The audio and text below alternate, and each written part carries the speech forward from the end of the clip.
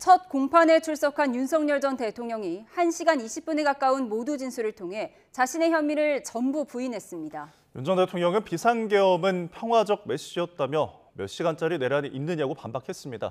현장 취재기자 연결합니다. 김영수 기자. 네, 서울중앙지방법원입니다. 네, 모두 진술 대부분을 윤 전 대통령이 직접 한 거죠? 네, 그렇습니다. 윤석열 전 대통령은 오늘 재판 모두 진술에서 공소사실을 열거한 검찰의 PPT 자료를 하나하나 짚으면서 혐의를 부인했습니다. 오전과 오후 재판 초반까지 앞에서 모두 1시간 20분 가까이 발언했습니다.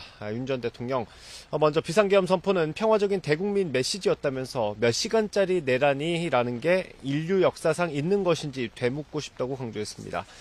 또 싹 다 잡아들이라는 지시를 받았다고 한 홍정원 전 국정원 1차장의 증언은 새빨간 거짓말이라고 했고요. 비상입법기구 검토 의혹은 넌센스라고 주장했습니다.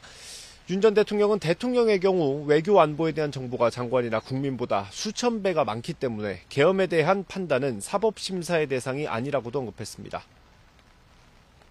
네, 이런 가운데 변호인은 공소 기각을 주장했죠. 네, 윤 전 대통령 변호인은 불법 구속이 있었다면서 공소를 기각해야 한다고 주장했습니다. 구속 취소 결정 때 논란이 됐던 구속기각 문제를 다시 꺼낸 겁니다. 그러면서 공소장에서는 폭동을 구체적으로 어떻게 지시했다는 것인지 알 수 없다면서 피고인의 방어권 행사는 물론 법원 판단에도 지장을 줄 거라고 강조했습니다.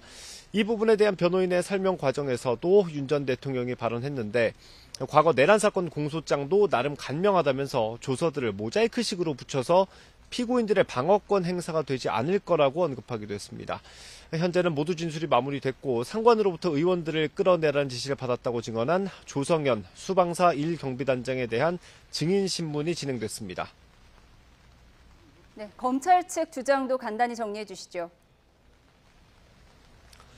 검찰은 1시간 넘게 윤 전 대통령이 받는 내란 우두머리 혐의 공소사실을 설명했습니다. 검찰은 윤 전 대통령이 법적으로 비상계엄을 선포할 수 있는 상황이 아니었는데도 군과 경찰을 동원해 헌법기관인 국회와 선관위 기능을 방해했다면서 국헌을 문란하게 할 목적으로 폭동을 일으켰다고 강조했습니다. 앞서 전해드린 것처럼 검찰은 PPT 자료를 통해 윤 전 대통령이 비상계엄을 준비하는 과정부터 실행까지 구체적으로 설명했고 당시 군과 경찰이 어떻게 움직였는지까지 상세하게 나열했는데요.